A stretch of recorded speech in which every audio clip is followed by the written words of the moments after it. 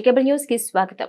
భావితరాలకు aqua marine fishing అందించేందుకు ప్రత్యేక విశ్వవిద్యాలయం ఏర్పాటు చేయాల్సిన ఆవశ్యకత ఉందని రాష్ట్ర మంత్రి కొల్లు రవీంద్ర అన్నారు.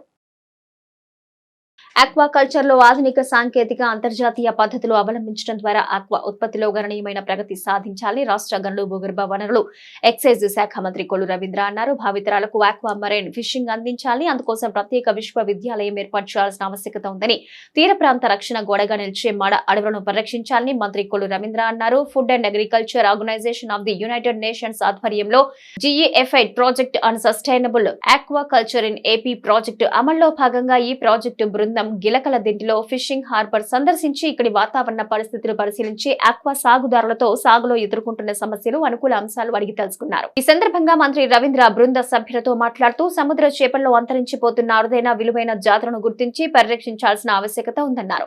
ఫిషింగ్ హార్బర్ ఆధునీకరణ పనులు పూర్తయితే మచిలీపట్నం ఆక్వా హబ్ కేంద్రంగా ఉంటుందన్నారు. ముఖ్యంగా తీర ప్రాంత రక్షణ గోడ అడవులను పరిరక్షించాలని, సముద్ర జాతుల్లో చాలా రకాలైన బ్రీడ్స్ పునరుత్పత్తికి మాడ అడవులు దోహదం చేస్తాయన్నారు. మదర్ ఫిష్ కాన్సెప్ట్ అమల్లోకి తేవడం ద్వారా మత్స్యకారుల సమస్యలు అధిగమించొచ్చన్నారు. ఆధునిక సోలార్ బోట్స్ అందుబాటులోకి తేవాలన్నారు. ఈ కార్యక్రమంలో బృంద సభ్యులు డాక్టర్ కొండ చెవ్వ, సీమా భట్, మురళీధరన్, విష్ణు భట్, నీలకంఠ మిశ్రా, నీనా కోషి, సలోం యేసుదాసు, రాష్ట్ర మత్స్యశాఖ కమిషనర్ తమ్ము డోలా శంకర్ తదితరులు పాల్గొన్నారు. యునైటెడ్ నేషన్ ఆర్గనైజేషన్ సంబంధించినటువంటి ఫుడ్ అగ్రికల్చర్ ఆర్గనైజేషన్ సభ్యులు, అలాగే పర్యావరణకు సంబంధించినటువంటి సభ్యులు, ఫిషరీస్కి సంబంధించినటువంటి సభ్యులు ఈరోజు మచిలీపట్నానికి రావడం జరిగింది. గత 3 రోజులుగా వాళ్ళు రాష్ట్రంలో ఉన్నటువంటి అన్ని తీర ప్రాంతాల్లో కార్బన్కి సంబంధించి ఎమిషన్స్ గురించి ఒక స్టడీ చేయడం కోసం వాళ్ళకి రావడం జరిగింది. దాదాపు రాష్ట్ర ప్రభుత్వానికి 100 కోట్ల పైన నిధులు ఇవ్వడానికి, అవన్నీ కూడా ఈ కార్బన్ ఫ్రీకి చేయడం కోసం ఒక స్టడీ చేసి అవి ఇక్కడ ఖర్చు పెట్టడం కోసం ఈరోజు వాళ్ళు మచిలీపట్నం రావడం జరిగింది. వచ్చినటువంటి సందర్భంలో వారికి చెప్పడం జరిగింది, దాదాపు 970 కిలోమీటర్ల తీర ప్రాంతం ఉంది ఆంధ్ర రాష్ట్రంలో. ఎక్కువగా ఆక్వా పరిశ్రమకి, ముఖ్యంగా మెరైన్ సంబంధించినటువంటి ఫిషింగ్లో భారతదేశంలోనే మనం ప్రథమ స్థానంలో ఉన్నాం ఎక్స్పోర్ట్స్లో. దానికి మరి మరింత టెక్నికల్ సపోర్ట్ కావాల్సినటువంటి అవసరం ఉంది. ఆ టెక్నికల్ సపోర్ట్కి కావాల్సినటువంటి సరైనటువంటి అవగాహన కల్పించడానికి సరైనటువంటి ఇన్స్టిట్యూషన్స్ లేవు. కేవలం పాత పద్ధతిలోనే మరి అనాదిగా వస్తున్నటువంటి సాంప్రదాయాలతోనే ప్రస్తుతం ఫిషింగ్ ఆక్వాకల్చర్లో, ముఖ్యంగా మెరైన్ ఫిషింగ్లో జరుగుతూ ఉంది. మరి దానికి లేటెస్ట్గా వస్తున్న టెక్నాలజీని కూడా అనుసంధానం చేయాలని చెప్పి వాళ్ళు రిక్వెస్ట్ చేస్తాం. దానికోసం ఒక మెరైన్ ఫిషింగ్ యూనివర్సిటీ మరి ఆంధ్ర రాష్ట్రానికి అవసరం ఉందని చెప్పి అది ఏర్పాటు చేయడానికి మచిలీపట్నంలో మంచి అవకాశాలు ఉన్నాయని కూడా చెప్పి వాళ్ళ దృష్టికి తీసుకెళ్ళడం జరిగింది. ఈ ఆక్వా ఏదైతే మెరైన్ ఫిషింగ్ యూనివర్సిటీ వల్ల తీర ప్రాంతంలో, ఎందుకంటే ఇవాళ చాలా వ్యర్థాలు ఇండస్ట్రీస్ నుంచి వస్తున్నాయి, అలాగే కొత్త కొత్త స్పీషీస్ను డెవలప్ చేయాల్సినటువంటి అవసరం ఉంది. ఉన్న కొన్ని స్పీషీస్ కూడా అంతరించిపోతూ ఉన్నాయి. చాలా వాల్యూ యాడెడ్ ఉన్నటువంటి ఫిషెస్ ఉన్నాయి, వాటిని మనం ఐడెంటిఫై చేసుకోవాల్సినటువంటి అవసరం ఉంది. అవన్నీ కూడా చేయాలంటే ఒక యూనివర్సిటీ లాంటిది అవసరం ఉంది, స్టడీ చేయాలి. భవిష్యత్ తరాలకి మళ్ళీ ఈ ఆక్వా రంగాన్ని, ఈ మెరైన్ ఫిషింగ్ని అందించాలంటే ఖచ్చితంగా కొన్ని నియమ నిబంధనలు మనం పాటించాల్సినటువంటి అవసరం ఉంది. దానికి మెరైన్ ఆక్వా యూనివర్సిటీ, ఏదైతే ఆక్వా ఫిషింగ్ అలాగే మెరైన్ ఫిషింగ్ యూనివర్సిటీ అనేది అవసరం ఉందని చెప్పి అదొక దృష్టి తీసుకెళ్ళాం. అలాగే మ్యాంగ్రోవ్స్, ముఖ్యంగా మడ అడవులు, మనకి వాటి యొక్క గొప్పతనం మనకు తెలియదు, వాటి యొక్క ఇంపార్టెన్స్ మనకు తెలియదు. ఆ ఇంపార్టెన్స్ తెలియక మడ అడవుల్ని నరుక్కుంటూ పోతూ ఉన్నాం. ఇవాళ మన తీర ప్రాంతం ఆగుతుందంటే, కోతకు గురి కాకుండా ఉందంటే మ్యాంగ్రోవ్స్, ఈ మడ అడవుల వల్ల కోత గురి కాకుండా ఉంటుంది. అదే కాకుండా చాలా రకాలైనటువంటి బ్రీడ్స్ ఏ ఉంటాయో, మన చేప పిల్లలు, రొయ్య పిల్లలు, అవన్నీ కూడా ఈ మ్యాంగ్రోవ్స్లోకి వచ్చి అవి కొంత సమయం ఇక్కడ ఉండి తర్వాత మళ్ళీ వెళ్తూ ఉంటాయి. అందుకోసమే మనం బ్యాన్ పీరియడ్ పెట్టుకుని 3 మాసాలు ఫిషింగ్ లేకుండా చేసుకునేది అనుకుంటుంది. అయితే మ్యాంగ్రూవ్స్ అడవులో లేనప్పుడు ఇంకా మరి బ్రూడర్స్ వచ్చే పరిస్థితి ఉండదు. కాబట్టి దాని మీద కూడా మ్యాంగ్రూవ్స్ ఫారెస్ట్ని పెంచడానికి సపోర్ట్ కావాలని చెప్పి వాళ్ళు రిక్వెస్ట్ చేయడం జరిగింది. దాంతోపాటు ఇవాళ చాలా డిసీజెస్ వస్తున్నాయి. వైట్ స్పాట్ వచ్చి చాలామంది నష్టపోతూ ఉన్నారు. దానికోసం ఒక స్టడీ చేయడం కోసం ఒక రీసెర్చ్ ఇన్స్టిట్యూట్ పెట్టమంటాం. అదే కాకుండా ఒక మదర్షిప్ ఏదైతే వాళ్ళ చిన్న పడవలన్నీ కూడా సముద్రంలోకి వెళ్ళి మళ్ళీ వేట చేసుకుని మళ్ళీ ఒకరోజు ప్రయాణం చేసి, అంటే వెళ్ళడానికి ఒకరోజు రావడానికి ఒకరోజు, అక్కడ మళ్ళీ పట్టుకున్నటువంటి చేప పెట్టుకోవడానికి ఐస్ సరిపోక చాలా డ్యామేజ్లు జరుగుతున్నాయి. ఈ ఖర్చునంతా తగ్గించాలంటే ఇవాళ కొత్త కాన్సెప్ట్ వచ్చింది. మదర్షిప్ అనే కాన్సెప్ట్ ఇంతవరకు ఎక్కడ కూడా మన తీర ప్రాంతంలో లేదు. అది మదర్షిప్ కాన్సెప్ట్ని తీసుకోవడానికి సహకరించమని చెప్పి వాళ్ళు రిక్వెస్ట్ చేశాం. ఆ మదర్షిప్ పెట్టినట్టయితే ఇక్కడ ఉన్నటువంటి చిన్న బోట్లన్నీ కూడా మదర్షిప్ దగ్గరికి వెళ్ళి వాళ్ళ సరుకులన్నీ వాళ్ళకి ఇవ్వచ్చు, వాళ్ళ దగ్గర నుంచి ఆయిల్ తీసుకోవచ్చు, వాళ్ళు ఇమీడియట్గా పేమెంట్ కూడా వాళ్ళు అక్కడే ఇవ్వడం కూడా జరుగుతుంది. ఇదంతా కూడా ఒక మదర్షిప్ కాన్సెప్ట్ అనేది న్యూ కాన్సెప్ట్. దాన్ని కూడా ఇమీడియట్గా తీసుకోవడానికి సహకరించాలని చెప్పి వాళ్ళు రిక్వెస్ట్ చేశాం. ఇట్లా మనం వీడ్ ఉంది, సీవీడ్ అని, వాళ్ళు చాలా మెడికల్గా చాలా దానికి ఇంపార్టెన్స్ ఉంది. ఆ సీవీడ్ పెంపడానికి కూడా కొంత సపోర్ట్ చేయమని చెప్పి వారిని కూడా రిక్వెస్ట్ చేశాం. ఇలా చాలా విషయాలు దాదాపు ఒక 15-20 అంశాలతో వాళ్ళకి తెలియజేయడం జరిగింది. ఇవన్నీ కూడా తీసుకురాగలిగితే కొత్తదనం భవిష్యత్తులో ఆక్వా రంగంలో ఒక ఇన్నోవేటివ్గా ముందుకెళ్లాల్సినటువంటి అవసరం ఉంది. ముఖ్యంగా మనకి చేప పిల్లల ఉత్పత్తికి సంబంధించి కొత్త స్పీషీస్ని డెవలప్ చేయడానికి భారతదేశంలో ముఖ్యంగా ఈస్ట్ కోస్ట్లో ఎక్కడ కూడా ఒక తమిళనాడులో ఉంది, అది కూడా ఫెయిల్ అయింది. కాబట్టి ఇంత పెద్ద ఆక్వా ఫెసిలిటీస్ ఉన్నటువంటి ఆంధ్ర రాష్ట్రంలో ఇవాళ పండుగొప్ప పిల్లకు కావాలంటే ఎక్కడికో వెళ్ళాల్సినటువంటి అవసరం ఉంది. ఏదైనా కొత్త స్పీషీస్ కావాలంటే మనం ఎక్కడికో వెళ్ళి తెచ్చుకోవాల్సి వస్తుంది.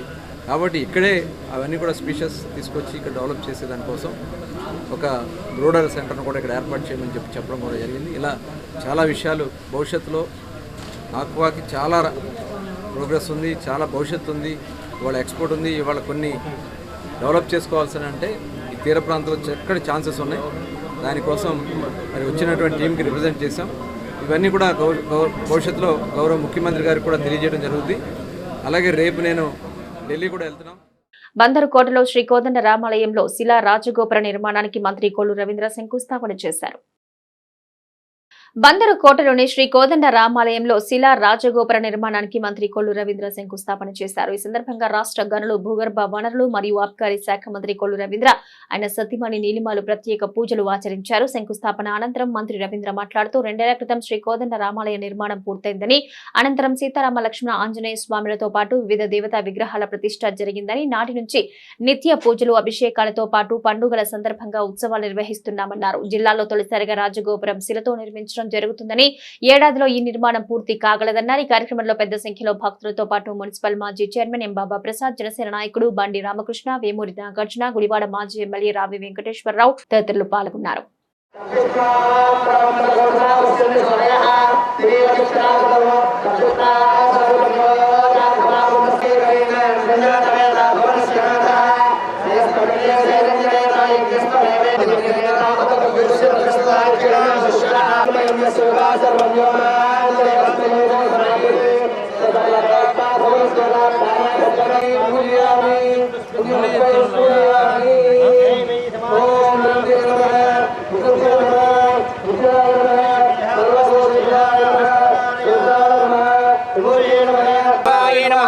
కాంతాయ నమః, కామాక్షే నమః, క్రోధసంభవాయ నమః.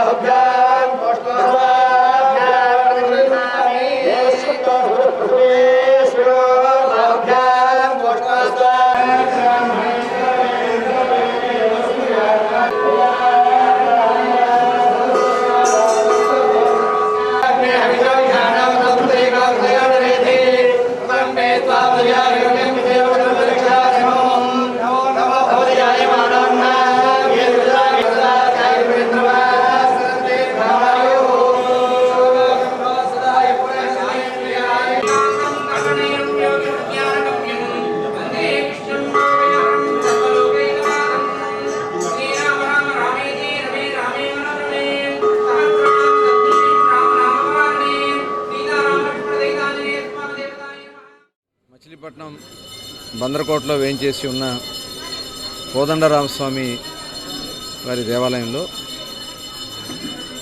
ఈరోజు శిలా రాజగోప నిర్మాణానికి భూమి పూజ చేసుకోవడం జరిగింది. మరి ఈ ఆలయ నిర్మాణం దాదాపు 6-7 సంవత్సరాలుగా అనుకున్నాం. 2 సంవత్సరాల క్రితం ఆలయ నిర్మాణం పూర్తి చేసుకుని విగ్రహ ప్రతిష్ఠా కార్యక్రమం కోదండరామస్వామి వారు, సీతమ్మ వారు, లక్ష్మణస్వామి, ఆంజనేయ స్వామి వారు, అదేవిధంగా విజయ గణపతి, లలితా త్రిపుర సుందరి, అలాగే హనుమంతుని, రాసాంజనేయ స్వామి ఆలయాలను ఇక్కడ నిర్మాణం చేసుకోవడం జరిగింది. అలాగే ప్రతిష్ఠా కార్యక్రమం కూడా అప్పుడు పూర్తి చేసుకుని నిత్యం పూజలు జరుగుతూనే ఉన్నాయి. అభిషేకాలు, ఉత్సవాలు, శ్రీరామనవమి కళ్యాణ కార్యక్రమం, అదేవిధంగా గణపతికి నవరాత్రులు, వినాయక చవితి సందర్భంలో, అలాగే అమ్మవారికి దసరా ఉత్సవాలు, అలాగే శ్రావణ మాసంలో ప్రత్యేక పూజా కార్యక్రమాలు ఇక్కడ నిరంతరం పూజలు జరుగుతూనే ఉన్నాయి. మరి ఇక్కడ రాజగోపురం నిర్మాణం చేయాలని చెప్పి పెద్దలందరూ కూడా తలంచడం, దానిలో భాగంగా ఈరోజు మరి మన జిల్లాలోనే లేని విధంగా ఇక్కడ ఫస్ట్ టైం శిలతో రాజగోపురం నిర్మాణం చేస్తూ ఉన్నాం. ఫ్రంట్ అంతా కూడా శిలతో చేయాలని చెప్పి నిర్ణయించుకోవడం, ఆ స్వామివారి ఆదేశానుసారం ఈ కార్యక్రమాలు జరుగుతూ ఉన్నాయి. ఇదంతా కూడా ఒక సంవత్సర ప్రాజెక్ట్, ఇది 1 year పడుతుంది. వీలైనంత తొందరగా దీన్ని పూర్తి చేయాలని చెప్పి కూడా శిల్పుల్ని కోరటం జరిగింది. మరి దీనికి కావాల్సినటువంటి శిలా ఏర్పాట్లు కానీ, మరి ఇక్కడ అన్ని ఏర్పాట్లు కూడా పెద్దలందరూ సహకారంతో ఏర్పాటు చేసుకున్నాం. మరి స్వామివారి ఆశీర్వాదంతో అతి త్వరలోనే ఆ కార్యక్రమం కూడా పూర్తి కావాలని, మన మచిలీపట్నానికి ఒక వైభవం రావాలని చెప్పి మనస్ఫూర్తిగా భగవంతుని ప్రార్థించుకుంటున్నాం. బందరకోట అనేటువంటిది ఒక విశిష్టమైనటువంటి ప్లేసు, చోళరాజులు నిర్మించినటువంటి ప్లేసు. ఆ చోళులు ఇక్కడ అనేక దేవాలయాలు నిర్మించారు. ఆ చోళులు వారసత్వంగానే మా కొల్లు రవీంద్ర ఇవాళ ఈ కోదండరామస్వామి దేవాలయాన్ని ఇక్కడ నిర్మించటం, ఒక అద్భుతంగా నిర్మించటం. ప్లస్ రెండోది, ఎవరి సహకారం లేకుండా తను సొంత స్థలంలో సొంత ఖర్చులతో, ఒక సీజీఎఫ్ గ్రాంట్ మినహాయించి అన్నీ కూడా ఆయన సొంత ఖర్చులతో, ఆయన కష్టార్జితంతోనే చేయడం జరిగింది. ఇవాళ ఇది కృష్ణా జిల్లాలోనే మకుటం లేనటువంటి దేవాలయం అంటే అతిశయోక్తి కాదు. కాబట్టి భగవంతుడు కోదండరామస్వామి ఆయన ఆశీస్సులు మా కొల్లు రవీంద్ర ఫ్యామిలీకి, బందర్ పుర ప్రజలకు, మన అందరికీ కూడా ఉండాలని కోరుకుంటూ ఈ అవకాశం నాకు కల్పించినందుకు మీ అందరికీ కూడా కోదండరామ దేవాలయానికి పెద్దలు కొల్లు రవీంద్ర గారు, అలాగే రావి శోభనాద్రి గారు, నాగార్జున అన్నయ్య గారు, తెలుగుదేశం అందరూ కూడా వచ్చి ఎంతో ఘనంగా ఈ రోజున ఇక శంకుస్థాపన చేశారు. ఎందుకంటే రవీంద్ర గారికి ఈ దేవాలయం సెంటిమెంటు, ఎక్కడికి బయలుదేరినా కూడా ఇక్కడికి వచ్చి బయలుదేరతారు.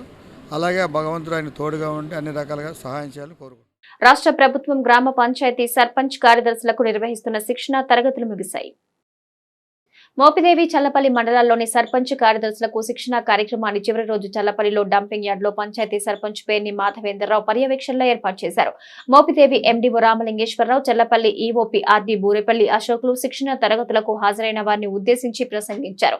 న్యూఢిల్లీలోని ఎర్రకోటలో జరిగే స్వాతంత్ర దినోత్సవ వేడుకలకు ప్రత్యేక అతిథిగా ఎంపికైన చల్లపల్లి పంచాయతీ సర్పంచ్ పైడిపాముల కృష్ణకుమారిని సందర్భంగా పలువురు అభినందించారు. పంచాయతీ అనేటువంటిది డెవలప్ చెందుతుంది అనేటువంటి ఉద్దేశంతో మరి కేవలం ఇప్పుడు పంచాయతీ సెక్రటరీస్, సర్పంచ్కి మాత్రమే ఈ శిక్షణా కార్యక్రమం అనేటువంటిది ప్రారంభించడం జరిగింది. ప్రత్యేకంగా ఎందుకంటే ఆల్రెడీ ఇంతకుముందు సర్పంచెస్ ట్రైనింగ్ విడిగా అయిపోయింది, సెక్రటరీస్ ట్రైనింగ్ విడిగా అయిపోయింది. అన్ని పంచాయతీలు ఉన్నటువంటి సచివాలయ ఫంక్షనరీస్ అందరికి కూడా ట్రైనింగ్ అనేటువంటిది విడిగా అయిపోయింది. అయినప్పటికీ కూడా మరలా ఇంకొకసారి ఇప్పుడు ప్రభుత్వం కొత్తగా మరి ప్రభుత్వం వచ్చింది. వీరి ప్రభుత్వంలో కూడా ప్రాధాన్యత అంశంగా పర్యావరణ పరిరక్షణ అనేటువంటిది, ప్రజారోగ్య భద్రత అనేటువంటిది ముఖ్యంగా 2 సబ్జెక్టులు తీసుకున్నారు. కాబట్టి ఇదిగో ఈ 2 సబ్జెక్టుల మీదే పరిపాలన, ప్రజారోగ్య భద్రత, పారిశుద్ధ్యం అనేటువంటి అంశాల మీదే ఇప్పుడు మనం ఈ శిక్షణా కార్యక్రమాన్ని తీసుకుంటున్నాం. దానిలో భాగంగా మరి మన మాధవేంద్ర గారు చెప్పినట్టుగా మరి గడిచినటువంటి 2 రోజుల్లో కూడానండి పంచాయతీ యొక్క అధికారాలు, విధులు, సర్పంచ్ యొక్క అధికారాలు, విధులు అనేటువంటి దాని గురించి మనం నేర్చుకున్నాం. ఆ ధర్మిల మరి పంచాయతీ ఇచ్చేటువంటి మౌలిక వసతులైనటువంటి పారిశుద్ధ్యం గురించి కూడా మనం నేర్చుకోవడం జరిగింది. దానిలో భాగంగానే మరి ఉన్నటువంటి రోడ్లు లైటింగ్, ఆ లైటింగ్ గురించి, పారిశుద్ధ్యం గురించి, త్రాగునీరు దీని గురించి కూడా గడిచినటువంటి రోజుల్లో మనం నేర్చుకున్నాం. అదేవిధంగా చేయబడుచు జిల్లాలో ఎప్పుడు ప్రారంభించిందో అప్పటి నుంచి ఇప్పుడు వరకు కంటిన్యూ జరుగుతూనే ఉంటుంది ఇక్కడ ఎస్డబ్ల్యూపీసీ అనేది. దీనివల్ల మీకు తెలుసు, మీ అందరికీ కూడా తెలిసిన విషయం, బహిరంగంగా అనేక అవార్డులు ఈ యొక్క క్లీన్ అండ్ గ్రీన్ అనే ఈ యొక్క నినాదంతో ఈ యొక్క షెడ్ నిర్వహణ జరుగుతుంది ఈ ఊర్లో. దానివల్ల అనేక జాతీయ స్థాయిలో అవార్డులు వచ్చినాయి ఈ పంచాయతీకి, రాష్ట్ర స్థాయిలో వచ్చినాయి, జిల్లా స్థాయిలో వచ్చినాయి. గౌరవ సర్పంచులు ఎంతోమంది అవార్డులు తీసుకున్నారు ఇండియా లెవెల్లో. అలాగే మన గౌరవ సర్పంచ్ గారు కూడా మీ అందరూ తెలిసి నిన్న మన పేపర్లో పడి కేవలం ఈ క్లీన్ అండ్ గ్రీన్ మెయింటైన్ చేయడం వల్లనే మన సర్పంచ్ గారు ఆ యొక్క మార్కులు ఎవరు రికమెండేషన్ కానీ ఎవరిది ఏమి లేకుండానే గౌరవ మన దీపా గారు మేడం గారిని ఆ యొక్క మార్కులను బట్టి క్లీన్ అండ్ గ్రీన్ మెయిన్ అంశంగా తీసుకుని, రెండోది సుపరిపాలన, ఈ 2 అంశాలు మాత్రం తీసుకున్నారండి. సుపరిపాలనలో కూడా జీపీడీపీ మెయిన్ తీసుకున్నారు. జీపీడీపీ ఎక్కువ బాగా అన్ని అంశాలు కవర్ చేయడంలో ఈ పంచాయతీ ఉంది అనే ఉద్దేశంతో కూడా కలిపి, ఆ అంశాలతో కలిపి మాత్రమే మేడం గారిని సెలెక్ట్ చేసుకుని ఎవరు రికమెండేషన్ ఏమి లేకుండానే రాష్ట్ర స్థాయిలో 3 సర్పంచులు ఎన్నికవుతే దాంట్లో ఒక సర్పంచ్ గారు వీరయ్యారు. ఇవన్నీ ఎందుకు చెబుతున్నానంటే రేపు మేడం గారు సోమవారం బయలుదేరి వెళ్తున్నారు. 13 అక్కడ దిగి 14న ఒక సెమినార్లో పాల్గొంటారు. పంచాయతీరాజ్ ఏదైతే ఇండియా లెవెల్లో ఉన్నటువంటి పంచాయతీరాజ్ శాఖ నిర్వహించే సెమినార్లో పాల్గొంటున్నారు. తర్వాత 15వ తారీఖున గౌరవ ప్రధానమంత్రి వివిధ సంస్థలు ఏర్పాటు చేసే ఉచిత వైద్య శిబిరాలను పేద వర్గాలు సద్వినియోగం చేసుకోవాలని రాష్ట్ర మంత్రి కొల్లు రవీంద్ర సూచించారు. వివిధ సంస్థలు ఏర్పాటు చేసే ఉచిత వైద్య శిబిరాలను పేద వర్గాలు సద్వినియోగం చేసుకోవాలని రాష్ట్ర మంత్రి కొల్లు రవీంద్ర సూచించారు. 34 డివిజన్లో సూరినగర్ యాకూబ్ అలీషా దర్గాయే హజరత్ నజ్ముల్ ఆరిఫిన్ ఉచిత వైద్య శిబిరాన్ని రాష్ట్ర గనులు భూగర్భ వనరులు ఆబ్కారీ శాఖ మంత్రి కొల్లు రవీంద్ర ప్రారంభించారు. మాదివాడ రాము, పిప్పళ్ల కాంతారావు, గవర్నమెంట్ మాజీ మైనార్టీ అధ్యక్షులు షేక్ ఫిరోజ్ అబ్దుల్ అజీం ఖాళీసా, ఇబ్రహీం షేక్ జిలానీ, యూసుఫ్ బసర్ మాలిక్ ఈ కార్యక్రమంలో పాల్గొన్నారు.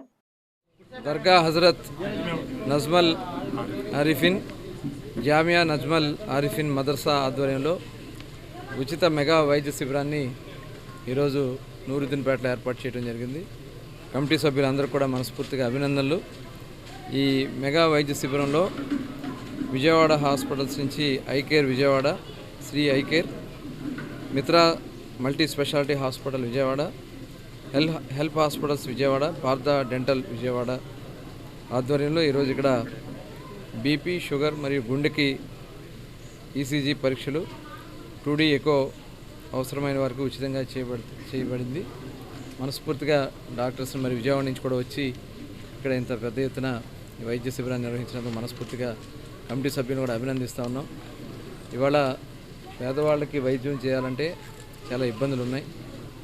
ఖర్చులు ఒక పక్క, తర్వాత అవన్నీ టెస్టులు చేసుకోవాలంటే విజయవాడకో లేకపోతే ఏదన్నా హైదరాబాద్కు వెళ్ళాల్సినటువంటి పరిస్థితి వస్తుంది.